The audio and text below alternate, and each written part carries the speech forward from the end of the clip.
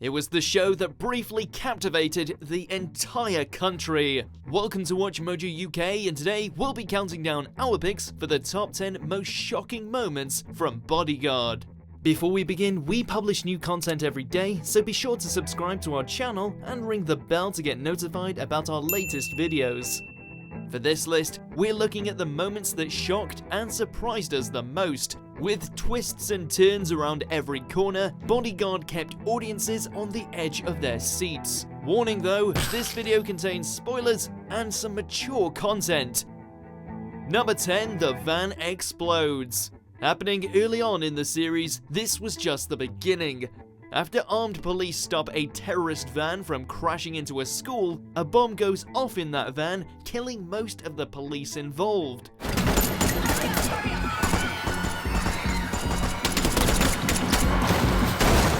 The scene is built around the breathless action involved, with stopping the vehicle in the first place, so when the police approach it, it feels as though the danger is over. Police! Everyone okay? We're okay. But no.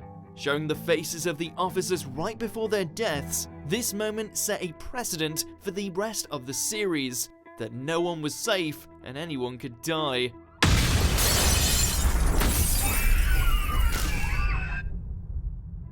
Number 9, the sniper is revealed. During a sniper attack, PS David Budd pursues the attacker. Finding the sniper at the top of the building, he's unexpectedly uncovered as David's army friend, Andy Apstead. It's over, mate. Revealing him led audiences to question whether or not David had given him Julia's itinerary. But what came as even more of a shock was when, after telling David to finish the job, Andy kills himself. Don't. Someone's got to stop her. Get it done. Don't! Not only did this moment catch everyone completely off guard, but it meant that Andy couldn't now be questioned about who had leaked him the information. Area confirmed secure. Lavender safe to travel. Escorting her out of the building now. Number 8, Craddock is the police insider. If you're going to frame someone, you make it the dead bloke. It's hardly my fault. Having been shaped to be the fall guy for Julia's assassination, David escapes the police and confronts the people that set him up. Following Luke Ikens to a meeting with his police insider, David and the audience are aghast to learn that it's Bud's superior officer, Chief Superintendent Lorraine Craddock. Stand down, Sarge. That's an order. I know about you two! A surprising moment indeed, because up until that point, Craddock had only shown compassion for David. The evidence was leading to a wider conspiracy within the system, but the truth was even worse. It's over. Number 7, David and Julia. Having been traumatized by the sniper attack, David escorts Julia to her room, which has adjoining doors with David's. I'm not the queen. You're allowed to touch me.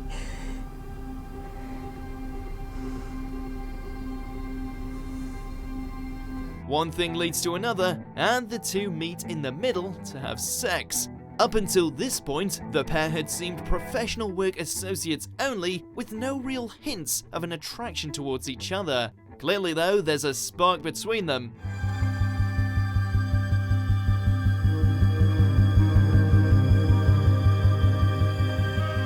All the more surprising because David had seemed completely devoted to getting back with his wife Vicky. The relationship is complicated even further the next day, when David finds out that Julia knew his children's school was a target. All your precious Home Secretary had to do was say the word and your kids would have been out of harm's way, but she sat back and let it happen. Number 6, David strangles Julia. As David and Julia's relationship begins to develop, they get together again. However, Julia later wakes up to find that David has slept in his own bed. She attempts to wake him, but then he instinctively strangles her. Are you asleep? Did anyone see that coming?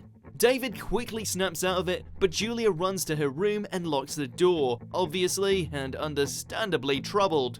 Do I need to call a doctor? I'm all right. There had been hints that David suffered from PTSD before this, but never something this clear. Obviously, David and Julia move past this erratic episode, but it's an almost impossible moment to forget. David, I know you didn't mean to hurt me. Number 5, David wakes up wearing a bomb vest. Starting off the series finale, it is at this moment when the pieces start to finally fall into place.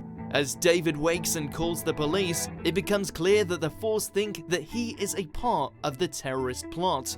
Final warning, raise your hands.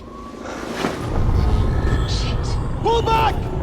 Even though by now we've learned to expect the unexpected, it was a real head-scratcher as to how exactly he was going to get out of this situation, captivating the viewer and ramping up the tension because at this point, who even knows if David will survive? It leaves the lead character with very few allies. It's a DMS, don't shoot! You need to comply! I am complying, do not shoot! Number 4, David attempts suicide. To perhaps the most emotionally complex moment of the whole series when, after Julia's death, David tries to kill himself.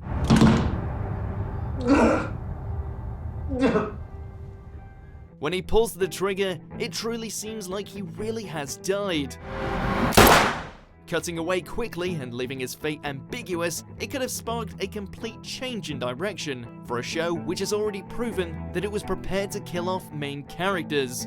However, it was then revealed that the gun's rounds had been swapped with blanks, and everyone breathes a sigh of relief. David is still alive. Well, why did you use a blank? Didn't know it was. Number 3, St. Matthew's College bombing. Occurring in the middle of the series, this sequence seemingly came out of nowhere. There's been a massive f*** up with the speech. Moments before the bomb goes off, David inspects a briefcase which ultimately seemed to be the source of the bomb. All of which means that David either didn't notice anything untoward or that he was complicit in the attack. Okay. The questions keep piling up. Of course, the bomb killed Julia and others, and so it becomes even less clear about where David's loyalties lie.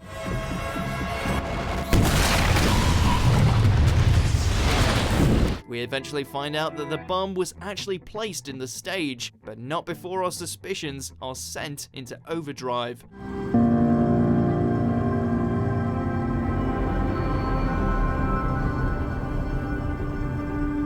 Number 2, Nadia is the bomb maker. Though at first seeming like an innocent victim forced into terrorist action, Nadia is revealed to be the bomb maker and the person who targeted David's children. I remembered everything he told me about his children. Their names, their ages. From prison, I was able to inform my organization. Throughout the series, she had been painted as an unwilling part of the terrorist cell, but here she reveals her true colors. Because I built the device.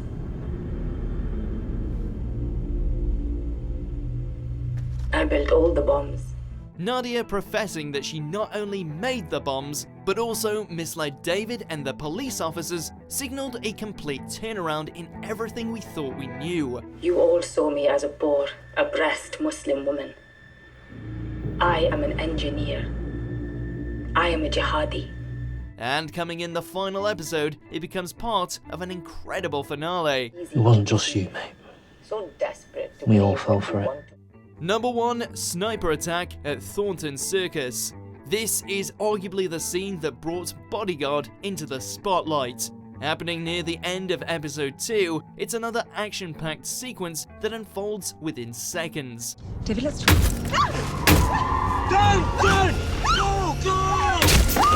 David and Julia are talking in the car as they come under fire, and Julia's driver is killed. Although there had been violence at earlier points in the show, this is an especially graphic moment, and the first time that Julia and David are ever truly threatened. 2 minutes, Mum. You sit tight, you're gonna be fine. Masterfully shot and acted, it in many ways outlined a mantra for the rest of the series. Trust no one and expect danger at any given moment. Mum, I need to get you to safety. Mum, this is what I do. Trust me. Do you agree with our picks? Check out these other great clips from WatchMojo, and be sure to subscribe and ring the bell to be notified about our latest videos.